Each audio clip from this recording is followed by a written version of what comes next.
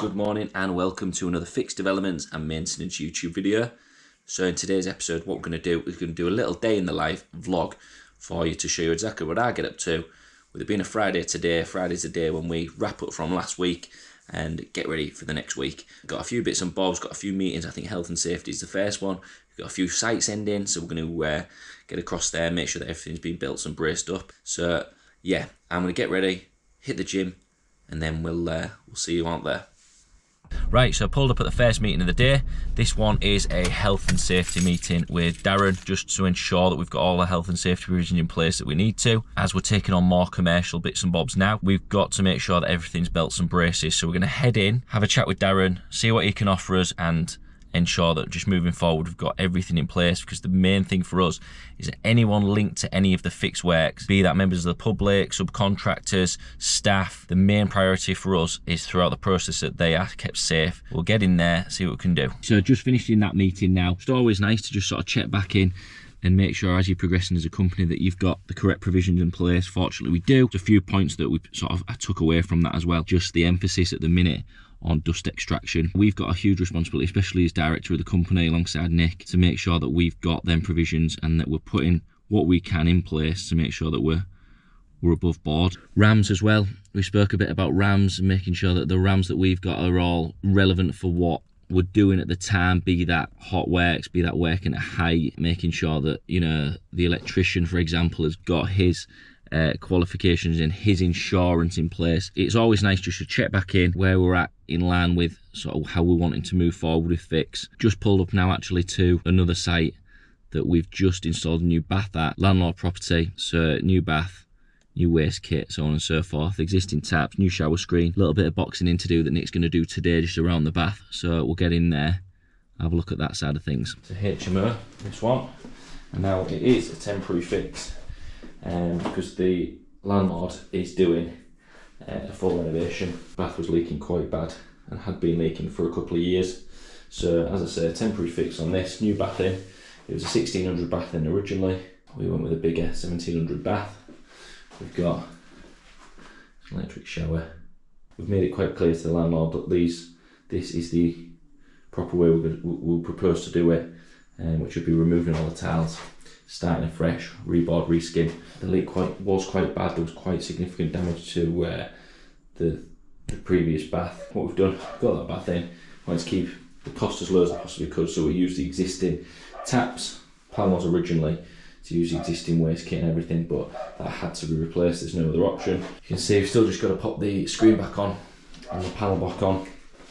So that's going to get done now. There's just a small slither of tile at the bottom that when you remove the bath that came off anyway, but we went back and reiterated, look, you know, this is going to have to all be tiled.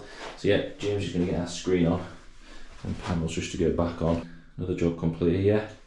James and Nick have teamed up on this one. Good clean up, just give it all the way down. Things like this are from us. You can see the sort of condition of the bathroom when we arrived, but we'll give all that a wipe down and just leave it as if it was our own house. Let's head on to the next place. So a really quick pit stop, or hopefully really quick. This leak, this is a HMO, another HMO that we look after for an investor, and reported that they're having a leak. They don't know where the source of that leak is coming from. It's always a bit of a process of elimination. So checking the grout.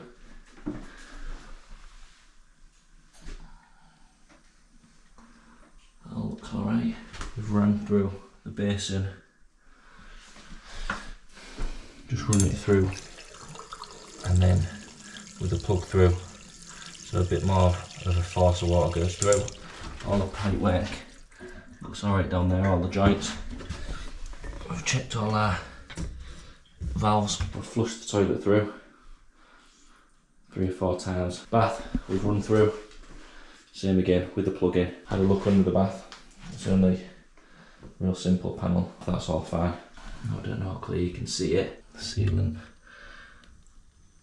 isn't the neatest. All that seems like it's saving some sort of papers right now. Same with down here. So it doesn't look like any water's ingressing down through the screen. Just highlighting a couple of areas over there where it's starting to pick up some mould, running that through and on the back of the taps. We can see that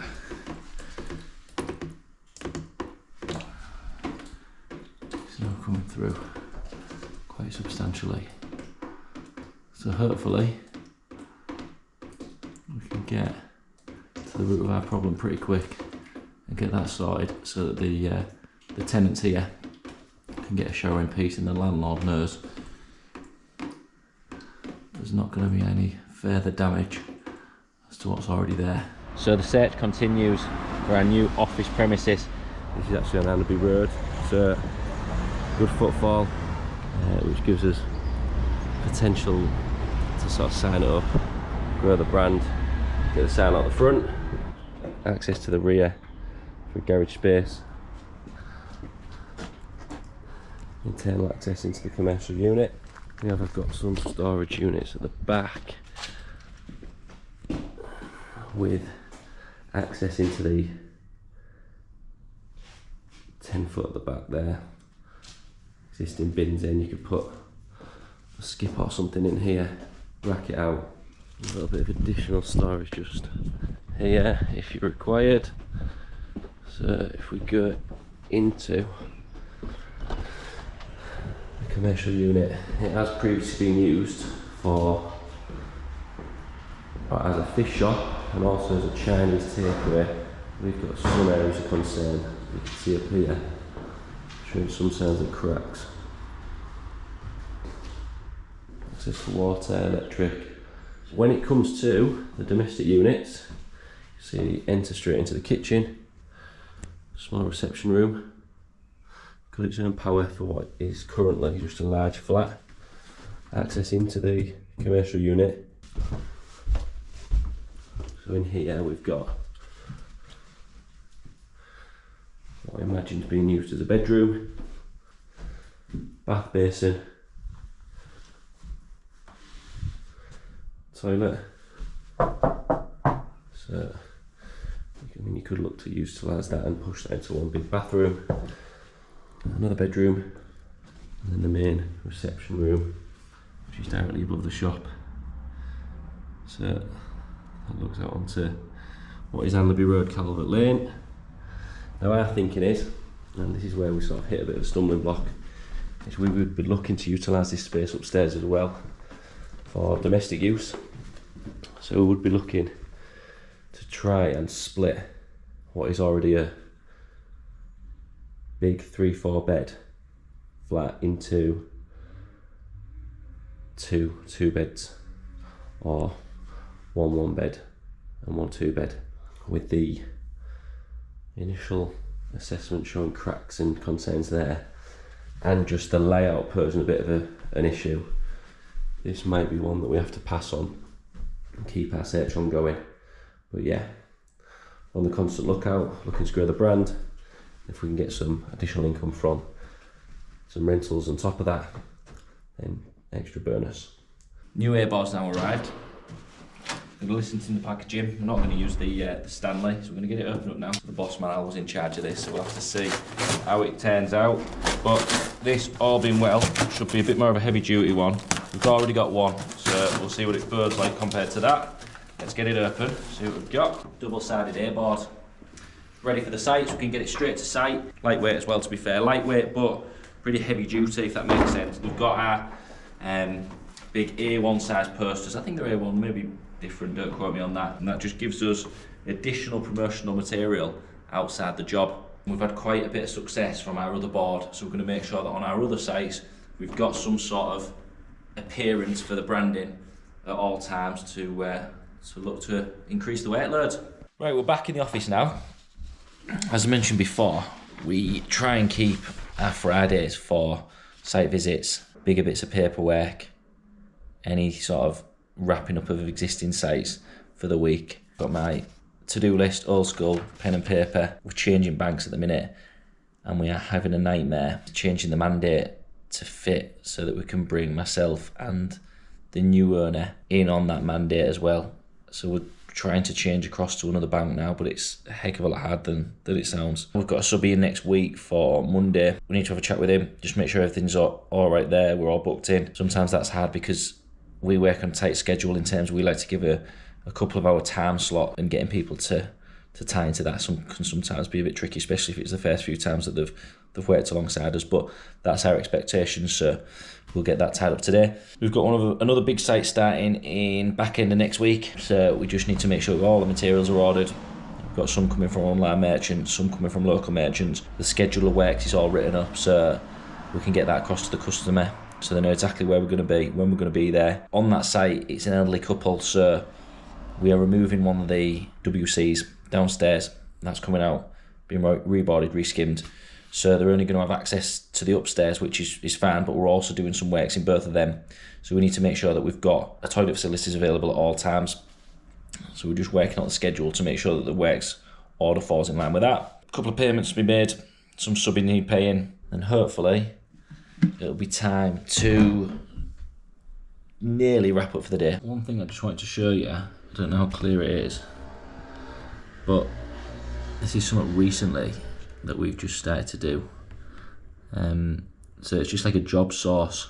So basically all it tells us is normally the address of the property, the job description, what we've been asked to quote for, the lead or the source of the job, and then if the job was accepted. So you put the address of the property, which tells you like the area that it is. So you might find that you're on the west side of the city, or you're getting more of your work towards the village outskirts of the villages of the city. That just helps you track your geographical demographic.